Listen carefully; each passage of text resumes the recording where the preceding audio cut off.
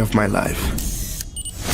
Itu jadi bagian dari perjalanan setiap orang. Kalau diisinya dengan diam aja di tempat, apa iya bakal ada hal-hal menarik yang terjadi? I think this is the time to let the adventure begin. Padahal kita bisa berjalan lebih jauh dari yang kita bayangkan. Hey, beruntung apa enggak? Excuse me, you know where is this place? You can come with us, tapi kamu harus lanjut lagi pakai kapal. Can I join you? Oke? Okay, thank you. Setiap orang butuh perjalanan ke tempat-tempat di luar zona nyaman. I met good people along the way. Their kindness really moved me. Maaf, ini ada kebetulan ini mau ke pulau. Tolong diantar lah. My whole sense awakened by this incredible nature. And the people who are sincere can be seen and felt. Supaya bisa terus belajar hal baru. I understand the meaning of her words now. She's the one who introduced me to this place, to let me find an answer. A journey is about connection, interaction, mutual respect. It's about each other. Oh, di sini. This one was given by my mother. Kamu sudah tepat datang kemari. Not only about receiving, but also about giving. Lengkapi perjalananmu bersama Songkok Nasional After Al-Furqan kita.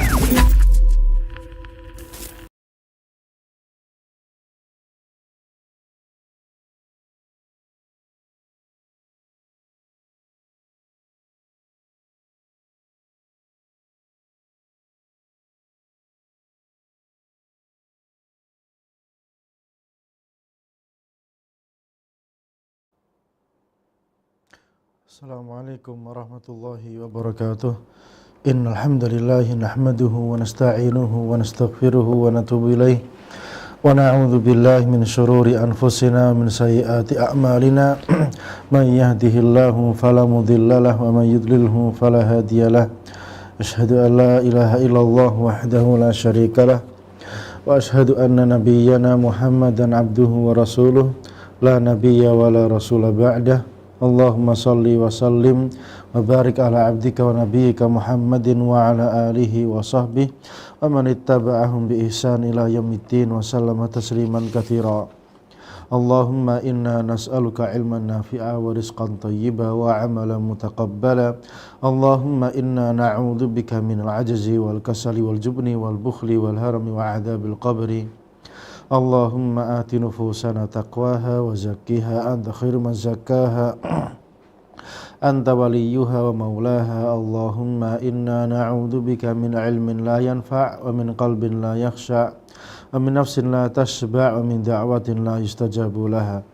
Ikhwati fillah, pemirsa Al-Furqan TV rahimakumullah. Kembali kita lanjutkan kajian kita terkait tanda-tanda kiamat yang kecil. Dan sekarang kita sudah mulai masuk pada pembahasan tanda-tanda kiamat yang ke-17, yaitu duhurul ma'azif wastihlaluha, bermunculannya alat-alat musik dan manusia pada menganggap akan kehalalannya. Mereka menganggap bahwasanya alat musik itu halal, boleh, diperbolehkan. Sebagian ada yang mengatakan, oh musik itu ada berbagai macam, ada yang menyemangati, ada yang tidak menyemangati, ada yang membuat orang itu terlena, ghaflah, maka yang seperti itu haram. Yang menyemangati orang maka dia menjadi boleh. Seperti musik yang ditabuh genderangnya ketika peperangan. Ini semuanya termasuk syubhat-syubhat yang menjadi penyebab manusia menghalalkan alat musik. Jadi mereka mengatakan alat musik itu dibagi menjadi 3. Jika itu menyemangati ketika peperangan, maka itu diperbolehkan. Jika tidak memabukkan, maka itu diperbolehkan. Jika memabukkan, membuat orang ghaflah, maka itu tidak diperbolehkan alias dia haram. Toh faktanya yang mereka mengatakan seperti itu, pada prakteknya di sekolah-sekolah mereka, di lembaga-lembaga mereka, ya musiknya musik yang melalaikan itu, bukan musik yang menyemangati. Allah musta'an. Dan ini sudah dikabarkan jauh-jauh hari oleh Nabi kita Muhammad SAW bahwasanya akan muncul manusia bodoh yang mereka menghalalkan musik, alat-alat musik, nyanyi-nyanyian nanti ada yang berdalih, bukankah kita baca Al-Quran itu juga bernyanyi? Nyanyinya baca Quran itu pakai langgam Arab yang asli, yang zaman Nabi, bukan model-model nyanyian lagu-lagu India atau lagu-lagu yang terkenal masyhur seperti itu, bukan. Karena baca Quran dengan langgam Arab model kuno itu membuat orang yang membacanya semakin khusyuk. Ya, tapi kalau nyanyi seperti di masjid-masjid itu, atau yang anak-anak kecil dimasukkan tahfidz, tujuannya biar bacanya enak merdu, itu malah bikin orang nggak khusyuk, itu malah bikin orang jadi ternina bobokkan oleh langgam yang dibacakan tersebut, nggak bisa khusyuk. Padahal tujuan melakukan Quran itu dengan langgam Arab yang asli, tujuannya biar membantu seseorang bisa khusyuk di dalam menghayati bacaan Al-Quran. An Sahal bin Sa'd anna Rasulullah sallallahu alaihi wasallam qala sayakunu fi akhir zaman khasafun wa qadhafun wa maskhun. Dari Sahal bin Sa'd bahwasanya Rasulullah SAW bersabda, akan terjadi di akhir zaman 3 perkara, yaitu longsor, kemudian qadhaf itu bisa dikatakan sebagai sesuatu yang menimpa, maskhun itu dirubah wajahnya dari manusia jadi kera atau jadi apa gitu, itu namanya masakh. Kila, dikatakan, wa mata dzalika ya Rasulullah, kapan itu terjadi wahai Rasulullah alaihi salatu wasallam? Qala, beliau bersabda alaihi salatu wasallam, idza dhaharatil ma'azif wal qainat, nanti itu akan terjadi ketika bermunculan alat-alat musik dan para biduan-biduan wanita. Disebutkan biduan wanita ya karena mereka yang paling banyak dan mereka menjadi sumber fitnahnya syahwat di akhir zaman ini, di mana fitnah itu begitu bergejolak menggerus agama manusia. Yang asalnya kokoh tak tertandingi menjadi loyo kemana-mana, menjadi korban syahwat gara-gara adanya atau banyaknya manusia, wanita-wanita yang tampil sebagai para penggoda syahwat laki-laki. Dan itu terjadi pada hari ini, di mana wanita di mana saja itu sifatnya menggoda syahwatnya para kaum Adam. Dan ini sudah dikabarkan Nabi alaihi salatu wassalam. Jadi 3 hal ini, yaitu longsor, kemudian dirubah wajahnya dari manusia jadi kera atau jadi yang lain, khosafun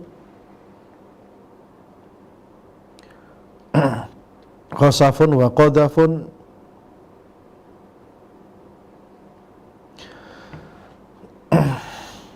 jadi Nabi SAW bersabda, yakun fi akhir zaman al-khasaf wal qadhaf wal masakh.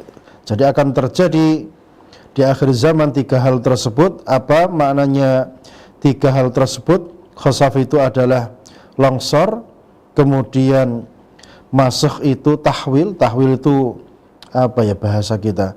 Jadi dirubah wajahnya dari manusia menjadi kera atau babi atau yang lain-lain. Kemudian qadhaf itu dilempari pakai batu dari atas langit. Itu akan terjadi di akhir zaman, dan ini hadisnya riwayat Sahih Tirmidzi, disahihkan oleh Syekh Albani rahimahullah taala. Dan di dalam riwayat yang lain disebutkan, qultu, Sahal bin Sa'd As-Sa'idi berkata, anahliku wa fina salihun, apa mungkin kita yang soleh-soleh ini juga ikut binasa? Qala, Nabi menjawab, iya, na'am, idza dhaharul khabath, jika sudah banyak kerusakan yang muncul. Maksudnya kerusakan itu ya munculnya alat musik tadi, dan bermunculannya para biduan-biduan wanita. Karena biduan wanita itu mau gak mau akan menjadi penggoda syahwat para laki-laki. Jika manusia syahwatnya itu menjadi terpicu, maka rusaklah dunia, akan rusak tatanan sosial bermasyarakat. Makanya para wanita, jagalah diri, jagalah penampilan. Wanita pada zaman dahulu kala kalau keluar rumah itu pakai pakaian yang jelek, bukan pakai pakaian yang bagus. Nah, sekarang ini kebalik, di dalam rumah pakai baju yang kayak gembel, keluar pakai baju yang Masya Allah, orang yang melihat pasti akan tertarik. Ini salah, ini malah memantik orang itu syahwatnya menjadi terpicu. Dan betapa banyak manusia tidak kuat dengan fitnah syahwat ini gara-gara banyaknya godaan para wanita yang mereka penampilannya aduhai, baik itu yang bercadar, mau dia pakai kerudung, apalagi yang blondir nggak pakai pakaian, lebih fitnah lagi, lebih menggoda lagi bagi seorang hamba. Dan dari situ maka agama bisa tergerus. Dan kita sudah mendengarkan di dalam hadis yang sahih, jika ada satu dosa, maka itu akan tertitik satu dosa di dalam hati. Dan terus bertambah, maka itu akan menggerus apa? Menggerus iman. Dan akan menghilangkan iman secara total jika tidak berhenti dari perbuatan tersebut. Maka di zaman ini, zaman yang begitu luar biasa fitnah para wanita itu, maka ini wajib berhati-hati. Apalagi sudah wanita itu jadi sumber godaan, sumber fitnah, pemicu syahwat. Habis itu dia bersolek dan bergolek-golek, joget-joget kayak gitu. Ini lebih dahsyat lagi fitnahnya bagi seorang hamba. Dan ini yang dikabarkan Nabi, nanti akan terjadi 3 hal tersebut: longsor, dilempari batu dari atas langit, kemudian dia akan dirubah wajahnya dari manusia menjadi kera atau dirubah dengan wujud-wujud yang lainnya. Wa hadhil alamatu qad waqa' syai' kabir minha fil usur sabiqah. Tanda-tanda ini sudah terjadi pada zaman-zaman dahulu kala, wahyal an aktsar zuhura, dan dia hari ini lebih parah lagi kemunculannya, lebih banyak lagi kemunculannya. Wa qad dhaharatil ma'azifu fi hadzal zaman, alat-alat musik dengan berbagai macam model ragamnya bermunculan pada hari ini, zaman ini. Wantasyarat intisyaran azima, tersebar dengan begitu luar biasa, hampir di seluruh penjuru dunia itu ada yang namanya alat musik. Nggak mungkin ada kampung tanpa alat musiknya, tuh nggak ada. Sampai warung mie ayam aja pakai alat musik, subhanallah. Tersebar di mana-mana. Wa kathural munghannun wal munghanniyat, para penyanyi tersebar di mana-mana. Sampai anak-anak kecil ada pemandu bakat atau lomba bakat, talenta, mencari talenta, penyanyi berbakat masa depan ya, masa depan tuh ya masa tua itu. Subhanallah, sampai seperti itu. Kabar yang nyata dikabarkan Nabi SAW. Wa humul musyaru ilaihim fi hadzal hadis, dan mereka itulah yang disebutkan dalam hadis ini bil qainat, yaitu para biduan. Wa a'dzam min dzalika, dan lebih parah daripada itu semua, istihlal katsir minan nas lil ma'azif. Kebanyakan manusia menganggap alat musik itu halal. Wa qad ja'al wa'id, padahal telah datang ancaman yang keras. Liman fa'ala dzalika bil masakh wal qadhaf wal khasaf. Ancaman yang keras bagi yang melakukan hal tersebut, nyanyi-nyanyi pakai alat musik. Diancam apa? Pakai masakh. Dia nanti akan dirubah wajahnya, dirubah bentuknya dari manusia jadi kera, atau qadhaf, dilempari batu dari atas langit, wal khasaf, atau tanah tiba-tiba longsor ke bawah, hilang, ditelan oleh bumi. Kama fil hadits sabiq, sebagaimana di hadis yang telah lewat. Walima thabata fi sahih Bukhari, dan ada juga di dalam Sahih Bukhari menyebutkan bagaimana manusia menghalalkan yang namanya alat musik. Qala, Imam Bukhari berkata rahimahullah ta'ala, qala Hisham bin Ammar. Hisham bin Ammar rahimahullah ta'ala berkata, haddatsana Shadaqah bin Khalid. Shadaqah bin Khalid menyampaikan hadis kepada kami. Thumma saqa sanad ila Abi Malik al-Asy'ari, kemudian beliau membawakan sanadnya sampai kepada Abi Malik al-Asy'ari annahu sami'a Nabi sallallahu alaihi wasallam yaqul, bahwasanya beliau mendengarkan Nabi sallallahu alaihi wasallam bersabda, la yakunanna min ummati aqwamun yastahilluna al-hirra wal harira wal khamra wal ma'azif, akan ada di tengah-tengah umatku ini, Rasul masih menyebut mereka sebagai umatnya, berarti mereka tidak kafir, mereka pelaku dosa besar. Aqwamun, sekelompok kaum, yastahilluna, menghalalkan al-hira yaitu perzinaan, wal harira yaitu baju sutra bagi laki-laki, wal khamra dan minuman keras, wal ma'azif dan alat musik. Akan datang kaum yang di tengah-tengah umat ini, umat Islam ini menghalalkan 4 hal tersebut dan terjadi. Wala yanzilanna aqwamun ila janbi alamin yaruhu alaihim bisarihatin lahum yatihim lihajatin fayaqulu irji ilaina ghadan. Dan akan datang satu kaum ke samping lembah atau di lereng gunung membawa kambing, sambil gembala kambing ya.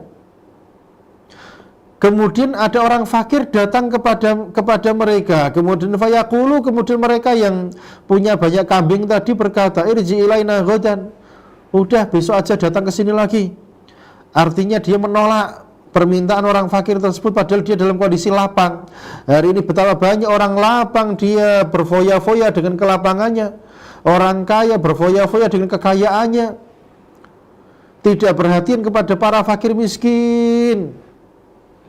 Itu harta nanti akan ludes, ditinggal mati, habis, gak bermanfaat. Buat apa?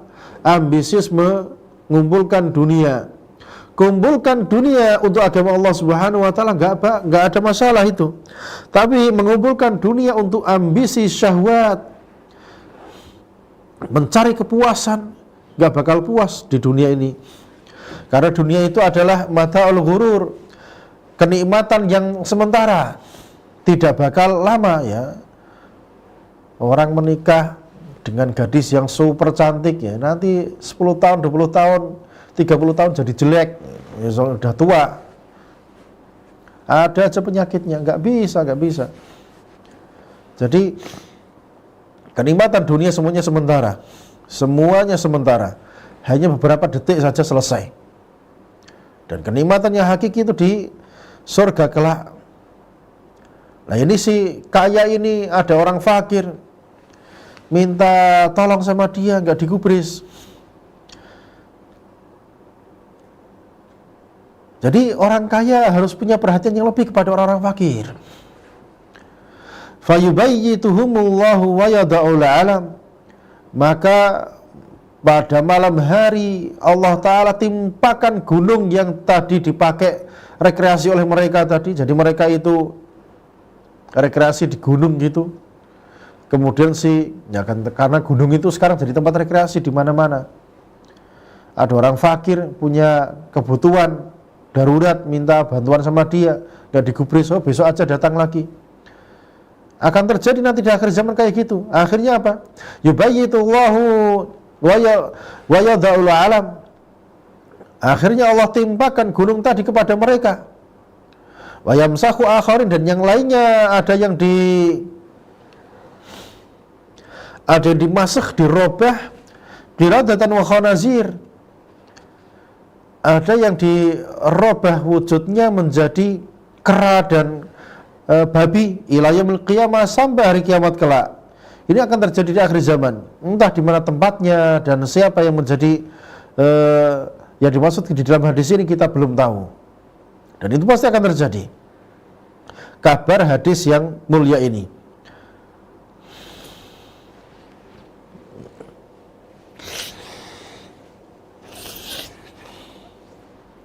Hadis ini, riwayat Bukhari tadi yang menyebutkan akan datang sekelompok kaum yang mereka menghalalkan zina, baju sutra, minuman keras dan alat musik.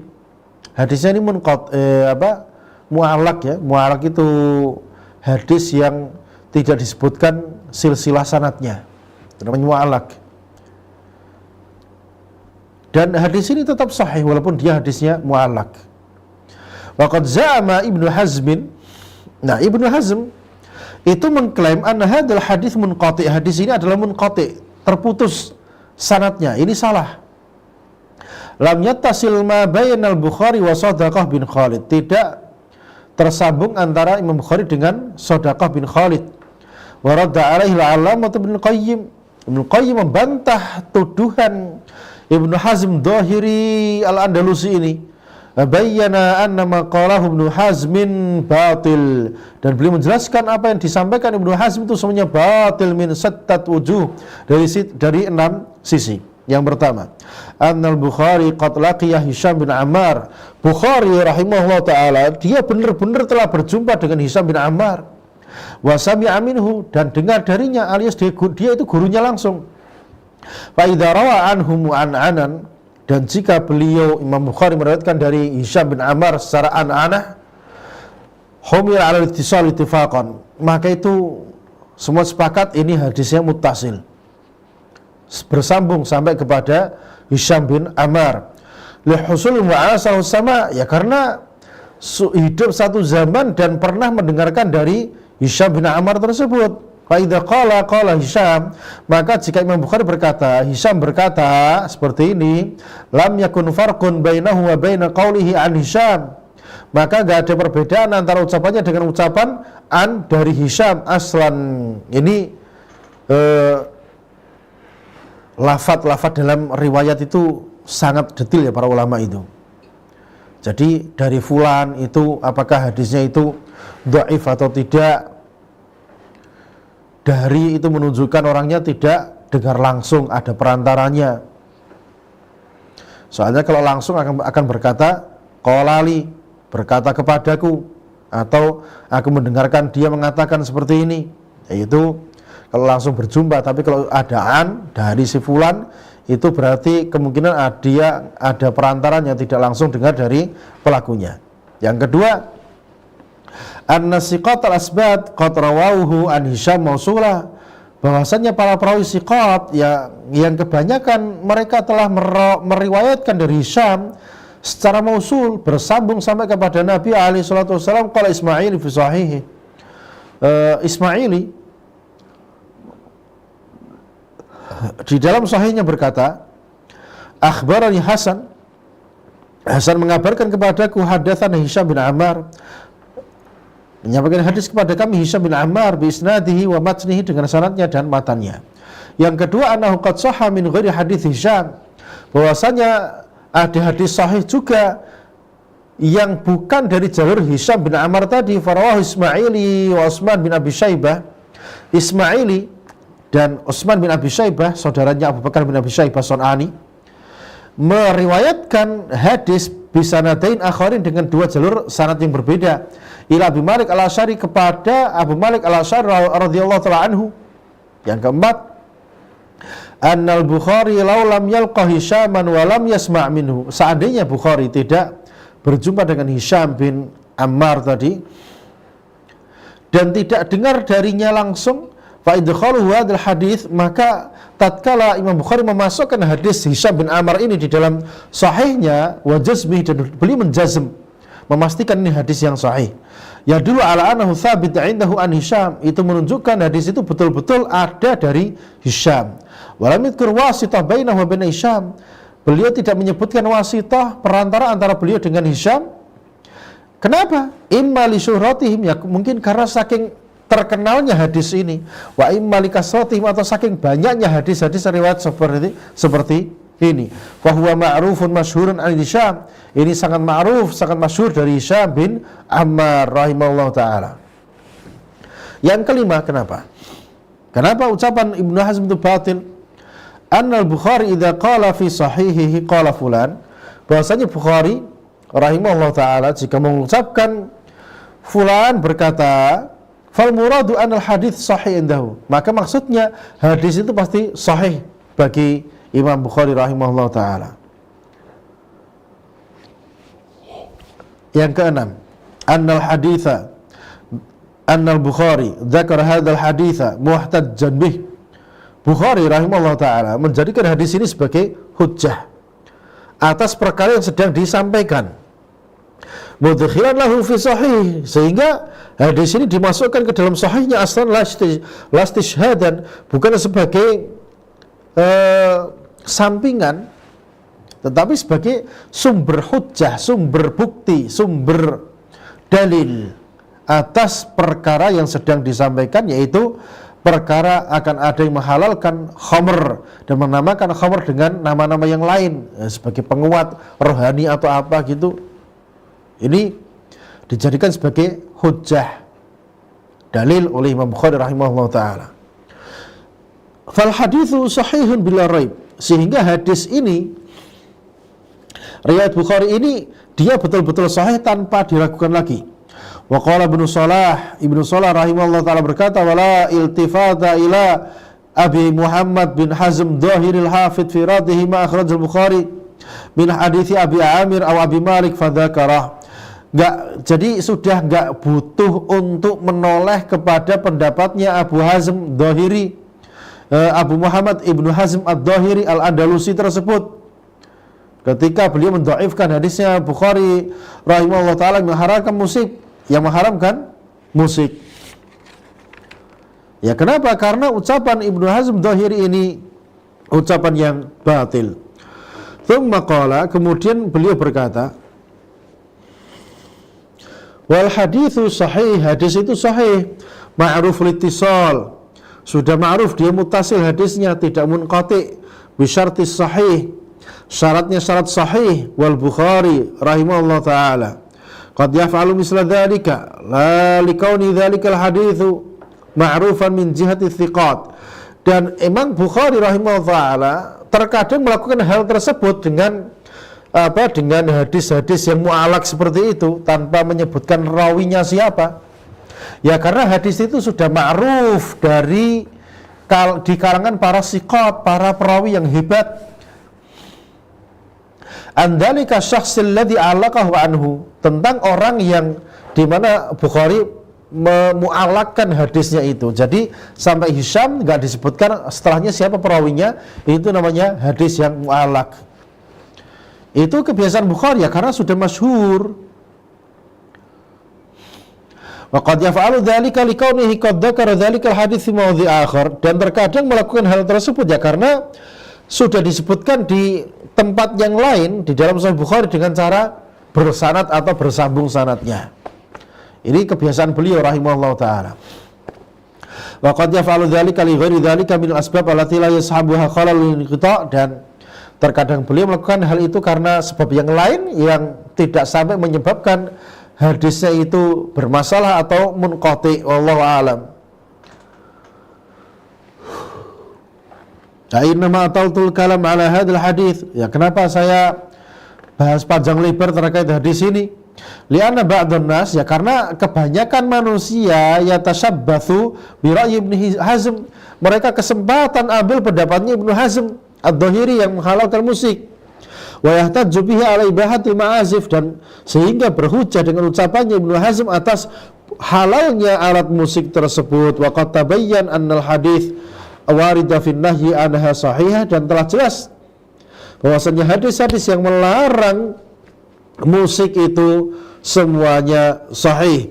Wa annal ummata muhaddadatun bil uqubati idza dhaharatil malahi, dan umat Islam ini akan terancam dengan siksa yang pedih di dunia jika muncul alat-alat musik ini, wartuqibatil ma'asi, dan maksiat menjadi terbebas, suka-sukanya orang melakukan dan mempertontonkannya di hadapan para halayak manusia yang lainnya. Kemudian tanda kiamat yang ke-18, kasratu syurbil khamri wa istihlaliha. Betapa banyaknya orang itu minum khamr, ya, dan menghalalkannya, menganggapnya sebagai sesuatu yang halal.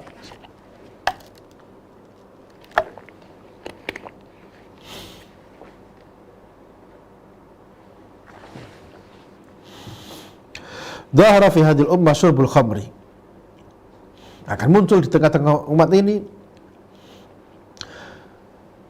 sekelompok orang yang mereka itu minum khamr terang-terangan mereka. Wa tasmiyatuha bi ghairi ismiha, dan mereka menamakannya dengan nama yang lain. Wala adha min dzalika istihlal min ba'dun nas, dan lebih parah lagi dari itu semua, Enggak cuma minum saja, terang-terangan malah menghalalkannya, menganggapnya sebagai makanan minuman yang halal. Wa hadza min amarati sa'ah, ini termasuk tanda-tanda dekatnya kiamat. Faqad rawal Imam Muslim an Anas bin Malik radhiyallahu ta'ala anhu annahu qala sami'tu Rasulullah sallallahu alaihi wasallam yaqul. Imam Muslim meriwayatkan sebuah hadis dari Anas bin Malik radhiyallahu ta'ala anhu, beliau berkata, aku mendengarkan Rasulullah sallallahu alaihi wasallam bersabda, min asyratis saah, termasuk tanda-tanda kiamat. Wa dzakara minha, dan beliau menyebutkan sebagiannya, di antaranya apa? Wa yushrabul khamru, dan khamr, minuman keras itu diminum. Wa madha, dan telah lewat dzikru ba'dil ahaditsul kalam al-ma'azif, sebagian penyebutan sebagian hadis yang terkait dengan alat musik.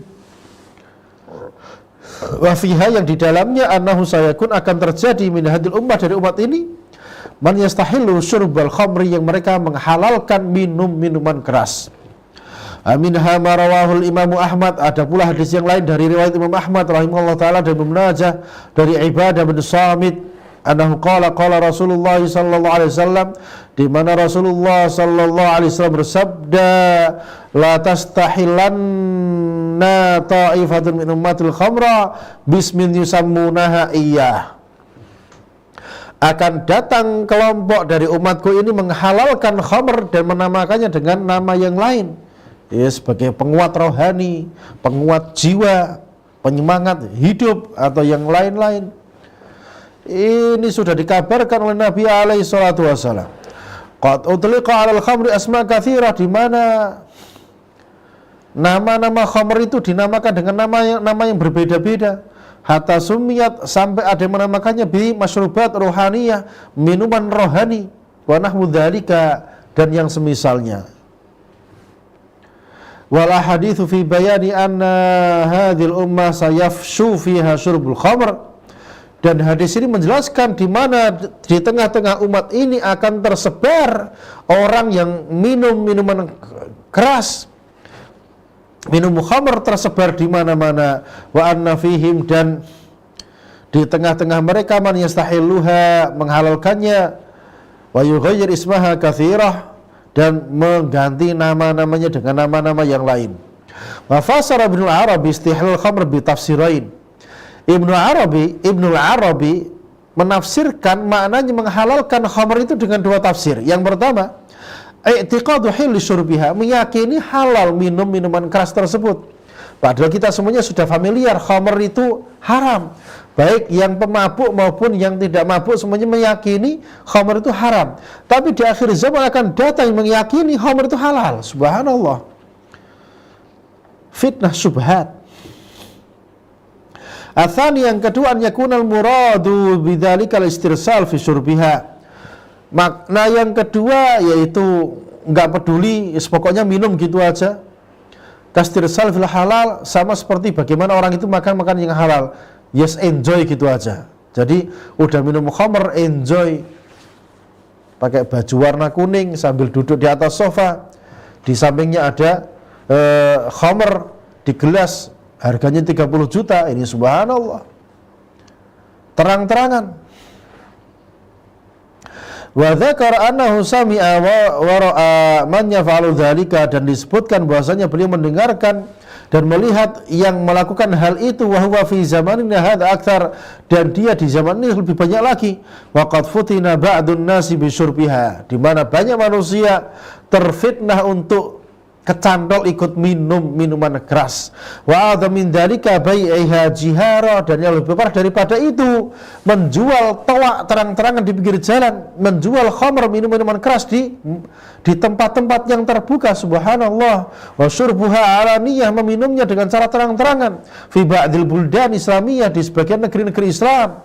Wa intisyarul mukhaddirat intisyaran 'azima, di mana narkoba juga ikut tersebar di mana-mana. Lam yusbaq lahu mathil, yang belum pernah ada sejak zaman dahulu kala contoh seperti itu. Mimma yundiru bi khatarin 'azim, ini menunjukkan pertanda bahaya yang besar, wa fasadin kabir, kerusakan yang besar, wal amru lillah, dan perkara kita kembalikan kepada Allah Ta'ala, min qablu wa min ba'du, baik yang dulu maupun yang nanti. Kemudian tanda kiamat yang ke-19, zakhrafatul masajid wat tabahi biha, menghiasi masjid jadi indah luar biasa, berbangga-bangga dengan masjid tersebut. Ya, sekarang orang datang ke tempat kita, pondok kita, kemudian foto jebret depan masjid jami. Oh, Masya Allah, masjid yang indah. Ya, ini salah satunya. Orang berbangga-bangga dengan masjid-masjid yang indah. Subhanallah.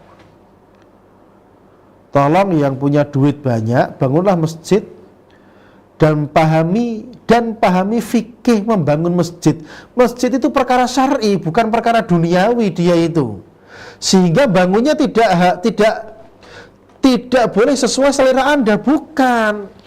Bangun masjid itu sesuai dengan aturan syariat. Nggak boleh ngawur kayak gitu. Selera Anda bukan syariat. Oh Ustaz, saya pengen bangun masjid model kayak gini. Nanti yang sebelah barat miring, sebelah timur nanti turun ke bawah atau apa. Nggak begitu caranya. Kita lihat petunjuk Nabi SAW dan petunjuk para sahabatnya di dalam membangun masjid itu gimana caranya. Itu yang kita jadikan patokan di dalam membangun masjid. Wahai para arsitektur yang menggambar, mendesain masjid-masjid, ittaqillah, takutlah kepada Allah Subhanahu wa Ta'ala. Anda membangun masjid begitu indah, manusia terpesona. Masjid yang menawan membuat manusia itu sibuk dengan keindahan, bukan sibuk dengan munajat, tawasul, berhubungan dengan Allah Subhanahu wa Ta'ala. Ibadahnya menjadi terganggu. La haula wala quwata illa billah. Zaman dahulu kala kita masih kecil-kecil ya, tahun 80-an, 90-an, langgar-langgar kita, musola-musola kita, surau-surau kita, surau-surau yang terkadang terbuat dari belabak, gedek, papan kayu. Manusia berbondong-bondong datang sholat 5 waktu. Hari ini masjid yang megah-megah itu disinggahi sebagai tempat wisata.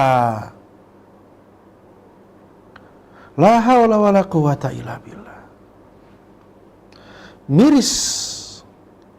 Inilah kondisi hari ini. Coba kita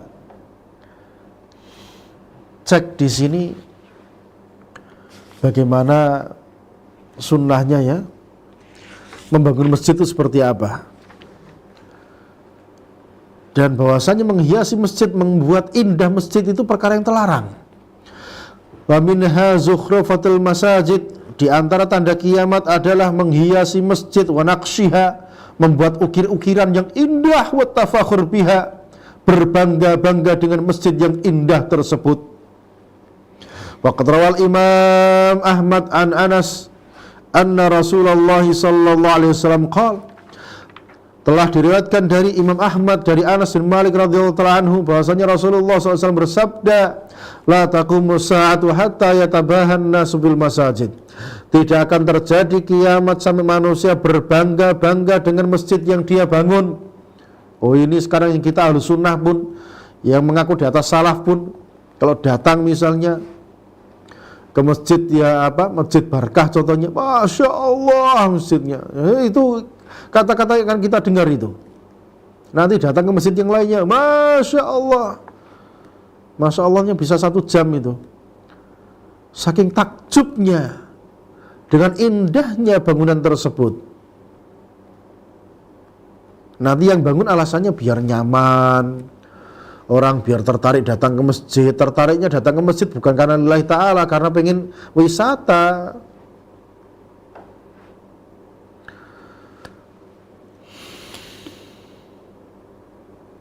Zaman dahulu kala Masjidil Haram, Masjid Nabawi itu ketika dibangun dengan cara yang megah, para sahabat itu mengingkarinya. Pada era Bani Umayyah, kekuasaan khilafah Bani Umayyah. Ya karena ini perkara yang mungkar. Wa fi riwayatin lin Nasa'i wa Ibnu Khuzaimah anhu radhiyallahu ta'ala anhu anna Nabiy sallallahu alaihi wasallam, dan dari riwayat Nasa'i dan Ibnu Khuzaimah dari Anas bin Malik radhiyallahu ta'ala anhu bahwasanya Nabi SAW bersabda, man min asyratis sa'ah yantabahan nasu fi masajid. Termasuk tanda kiamat orang-orang itu berbangga-bangga dengan masjid-masjid yang mereka bangun.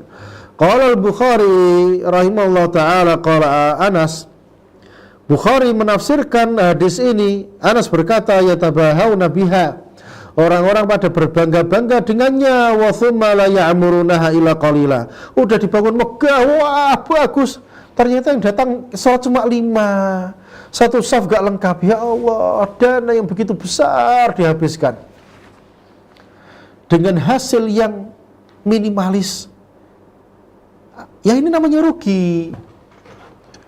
Namanya rugi seperti itu. Fattabahi biha al-inayatu bi zukhrufatiha. Jadi berbangga-bangga dengan masjid itu ya maknanya orang itu perhatiannya kepada hiasan-hiasan yang ada di masjid itu. Dindingnya dikasih hiasan yang Masya Allah kelihatan, wah, nanti ada yang ukirannya ayat-ayat Al-Quran di sampingnya, ukiran-ukiran yang lainnya, atau lampion-lampionnya, pokoknya wah lah. Qala Ibnu Abbas radhiyallahu ta'ala anhu berkata, la tuzakhrifunnaha kama zakhrafatil yahud wan nasara. Sungguh kalian akan menghiasi masjid-masjid kalian jadi indah sama seperti pendahulu kalian orang-orang Yahudi dan Nasrani. Mereka menghiasi masjid-masjid mereka, gereja-gereja mereka, kuil-kuil mereka.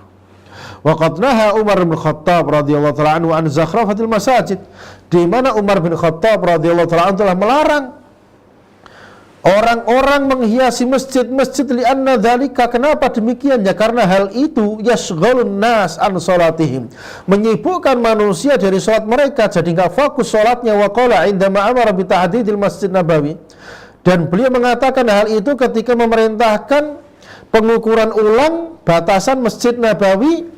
Apa kata beliau ketika nyuruh orang bangun ulang Masjid Nabawi? Akinnan nasa minal matar. Intinya kalau bangun masjid itu, orang-orang itu dia aman dari air hujan. Intinya itu. Jadi kasih atap biar orang itu gak terkena air hujan. Wa iyyaka an tuhammir aw tusaffir. Awas, jangan dimerah-merahkan, jangan dikuning-kuningkan.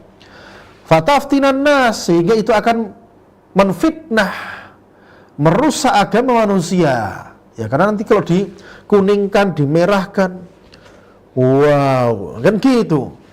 Jadi sholatnya Allahu Akbar, matanya wow, lupa dengan siapa yang sedang ditujunya. Makanya sholat hari ini susah khusyuk ya karena di mana-mana ya kayak gitu. La haula wala quwata illa billah.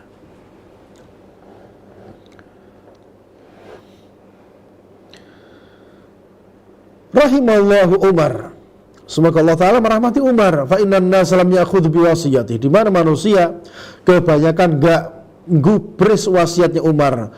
Walam yaqtasir ala tahmir wa tasfir, bahkan enggak cuma masalah merah dan kuningnya, bal ta'addau dzalika, malah melampaui itu, ila naqsyil masajid, masjid dikasih ukir-ukiran, kama yunqash ats-tsawb, sebagaimana baju itu dikasih bordir itu, indah-indahkan. Wa tabahal muluk wal khulafa fi bina masajid, di mana para raja, para khulafa mereka berbangga-bangga dengan masjid yang mereka bangun. Wa tazwiqiha, diindah-indahkan, hatta atau fi dzalika bila ajab, sehingga orang-orang pada kagum dengan hasil karyanya. Wa la zalat hadhil masajid qa'imatun hatta al-an, masjid-masjid itu masih ada hari ini. Kama fi Syam wa Misr wa biladul Maghrib wal Andalus wa ghairiha, sebagaimana yang dibangun di Syam, di Mesir, di Biladul Maghrib, Andalus, masjid-masjid yang tersisa sampai hari ini membuat orang itu terpana. Wow, gitu jawabannya. Wa hatal an la yazal muslimun yatabahawna fi zakhrafatil masajid. Dan sampai hari ini kaum muslimin masih berbangga-bangga dengan yang namanya menghiasi masjid-masjid mereka. Wala syakka anna zakhrafatal masajid alamatun ala taraf wa tabdzir. Dan tidak perlu dilakukan lagi bahwasanya menghiasi masjid termasuk tanda-tanda orang itu berlebih-lebihan di dalam hartanya dan tabdzir, bermubadir-mubadiran di dalam mensedekahkan harta. Wa amaratiha innama takunu bi ta'ah wa dzikr fiha. Jadi bangun masjid itu bukan masalah hiasannya, keindahannya, bukan, tapi bangun masjid itu bagaimana kita mengadakan ketaatan di situ, zikir di situ kepada Allah Subhanahu wa taala. Membangunnya dengan ibadah, dengan salat, dengan zikir. Wa yakfin nas ma yukinuhu minal har wal qarr wal matar. Jadi intinya kalau bangun masjid itu yang penting orang itu nyaman, enggak terkena air hujan, enggak terkena panas. Itu udah cukup itu. Jadi orang itu pokoknya kalau udah nyaman di masjid itu udah. Jangan sampai mereka nyaman terus wow, itu bermasalah nanti. Wa qad ja'al wa'idu bid-dammar idza zukhrifatil masajid.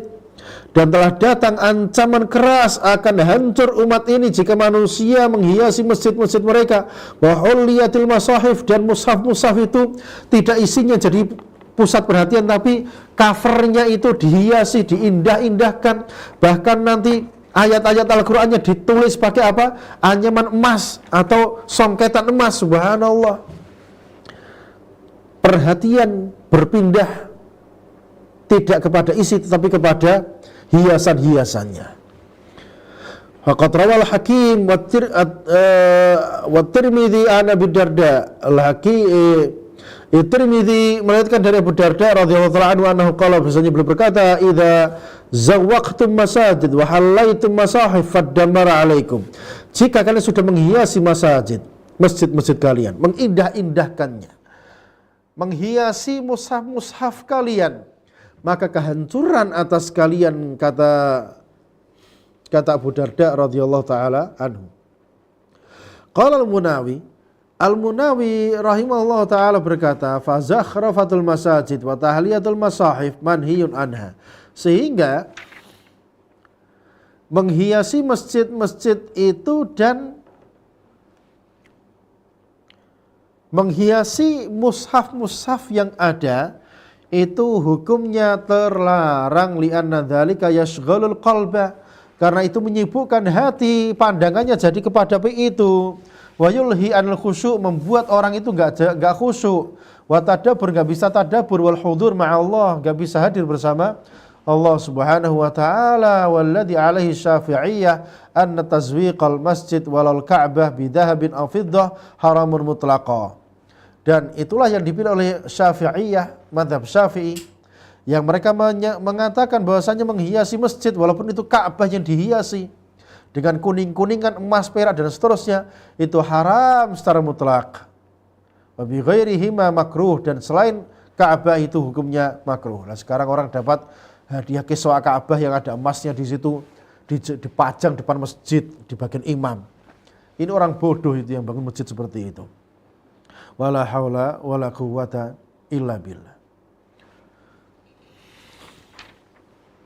Kemudian tanda kiamat yang berikutnya, yang ke-20, at-tatawul fil bunyan,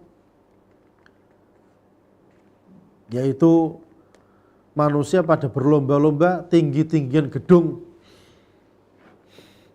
Wa hadza min alamat allati dhaharat qariban min asrin nubuwah, ini termasuk tanda-tanda yang muncul dekat dari zaman kenabian, wa tasyarat ba'da dzalika, dan tersebar setelah itu, hatta tabahan nasu bi fil umran, sampai orang itu berbangga-bangga dengan bangunan yang dibangunnya. Wa zukhrufatil buyut, dan rumah-rumah diindah-indahkan. Zaman dulu rumah itu kotak ada selesai. Ya sekarang rumah itu ada yang melungker, ada yang pokoknya macam-macam. Nah, depannya diindah-indahkan, ternyata bagian belakangnya gedek. Ya ini penipuan namanya. Wadzalika anna dunya busitat al muslimin. Kenapa sampai terjadi seperti itu? Ya karena waktu itu dunia dibuka untuk kaum muslimin seperti hari ini. Zaman dulu orang itu punya sepeda motor itu ampun-ampun dah, susah dapatnya. Nah sekarang satu rumah bisa 3-5 sepeda motor dan dia melarat. Subhanallah. Ini fakta hari ini seperti itu. Dunia telah dibukakan untuk kaum muslimin. Maka suratil amwal, harta banyak di mana-mana fi aidihim, di tangan-tangan mereka. Ba'dal futuhat, setelah penaklukan itu sudah terjadi zaman dahulu kala, zamannya Umar. Wa amtadda bihim zaman, dan berlanjut sampai zaman yang selanjutnya, hatta rakana katsir minhum ilad dunya, sehingga orang-orang manusia hatinya jadi condong kepada dunia. Wa dabba ilaihim da'ul umam qablahum, dan akhirnya merasuklah penyakit umat-umat yang terdahulu, wa huwa tanafus fi jam'il amwal, yaitu berlomba-lomba mengumpulkan harta, wa sarfiha fi ghairi ma yanbaghi, dan membelanjakannya di jalan yang tidak seharusnya, antusrafihi syar'a, hatta in ahlul badiyah wa asbahim, sampai orang-orang badiyah, orang-orang badui dan yang seperti mereka, wa ahlil hajah wal faqr, dan orang-orang melarat, busitatlahumud dunya, mereka juga dibukakan kelapangan rezeki untuk mereka, ka ghairihi minan nas, seperti yang lain-lain. Sekarang banyak kan cerita orang kaya ternyata dulu asalnya melarat. Subhanallah. Ini fakta. Hari ini banyak orang melarat, ternyata orang kaya, ternyata kisahnya 20 tahun yang lalu dia melarat. Ini sesuai dengan hadis ini. Wa akhadhu fi bina'il abniyah, sehingga mereka mulai bangun bangunan dzawatit tawabiq muta'addidah, yang punya lantai-lantai menjulang tinggi, wa tanafasu fi dzalika, mereka berlomba-lomba dalam hal itu. Wa kullu hadza qad waqa'a kama akhbara Shadiqul Masduq, ini semua sudah terjadi sebagaimana kabar Nabi SAW fi sahihain, di dalam Sahih Bukhari dan Muslim, dari Abu Hurairah radhiyallahu anhu, bahwasanya Nabi SAW berkata kepada Jibril ketika bertanya kepadanya tentang kiamat kapan terjadi. Nabi bersabda, walakin sa'uhadditsuka an asyratiha, akan tetapi aku akan mengabarkan kepada kamu tentang tanda-tanda yang bakal terjadi. Dzakara minha, beliau menyebutkan di antaranya, idza tatawal ri'a'u bahaim fil bunyan fadzaka min asyratiha, jika para penggembala kambing, orang-orang melarat, ternyata sudah jadi kaya dan tinggi-tinggian bangunannya, maka itulah termasuk tanda-tanda kiamat. Fi riwayatil Muslim, dalam riwayat Muslim, wa antarul hufatal uratal ala ri'a asya'i yatatawaluna fil bunyan, kamu akan melihat tanda kiamat, yaitu di mana orang yang nyeker asalnya enggak punya sandal, telanjang, bajunya pas-pasan, melarat, penggembala kambing, lalu ternyata setelah itu mereka jadi kaya dan tinggi-tinggian di dalam bangunan. Wa jaa fi riwayatin Imam Ahmad an Ibnu Abbas, dalam riwayat Imam Ahmad dari Ibnu Abbas radhiyallahu ta'ala anhuma, beliau berkata, wahai Rasulullah, wa man ashabus sya' wal hufat wal aljiya' al alah, siapa mereka itu para penggembala kambing, para orang-orang yang enggak punya sandal, yang asalnya kelaparan melarat itu? Qalal Arab, Nabi menyebutkan orang Arab nanti akan jadi orang kaya-kaya. Oh, lomba-lomba di dalam tinggi-tinggian gedung mereka nanti. Dan betul orang Arab sekarang jadi orang yang terkaya sedunia. Wa qala al-Hafidz Ibnu Hajar, Hafidz Ibnu Hajar berkata, wa ma'ana tatawul fil bunyan anna kullan mimman kana yabni baitan yuridu an yakuna irtifa'uhu ala min irtifa'al akhar. Maksudnya tinggi-tinggian dalam bangunan, yaitu setiap ada yang bangun nanti akan datang yang lain lagi pengen lebih tinggi dari dia, dan seterusnya. Wa yahtamil an yakunal muradu bil mubahat, dan maknanya juga bisa ada kemungkinan, yaitu orang-orang itu saling berbangga-banggaan fi zinah wa zakhrafah, di dalam hiasan rumah-rumah atau bangunan tersebut. Au aamin dzalika, atau lebih umum dari itu semua. Wa qad wujidal katsir min dzalika, itu sudah banyak kita dapati. Wa huwa fisdiyadin, dan dia semakin bertambah terus dan terus. Wa qad dhahara hadza jaliyan fi hadzal asr, nampak sekali hal itu pada zaman ini. Fatatawalan nasu fil bunyan, di mana manusia berlomba-lombaan tinggi-tinggian bangunan. Wa tafakharu fi tuliha wa aradiha wa zakhrafatiha, mereka berbangga-bangga tingginya seberapa, lebarnya, luasnya seberapa, hiasannya seperti apa. Bal wasala bihimul amru ila an banu ma yusbih natihat sahab masyhurah fi Amerika, bahkan sampai perkaranya orang pada bangun gedung-gedung percakar langit yang tembus ke awan seperti yang ada di Amerika, wa ghairiha min buldanil alam, dan negeri-negeri yang lainnya pada tandingan, pada bersaing. Allahul musta'an. Dan semoga Allah Ta'ala selamatkan kita dari perkara-perkara yang dicela oleh Allah dan Nabi-Nya alaihi salatu wassalam. Saya cukupkan sampai di sini, semoga bermanfaat. Barakallahu fikum wa sallallahu ala nabiyyina Muhammadin wa ala alihi wa sahbihi wasallam. Assalamualaikum warahmatullahi wabarakatuh. Al Furqan TV, saluran pendidikan, dakwah dan inspirasi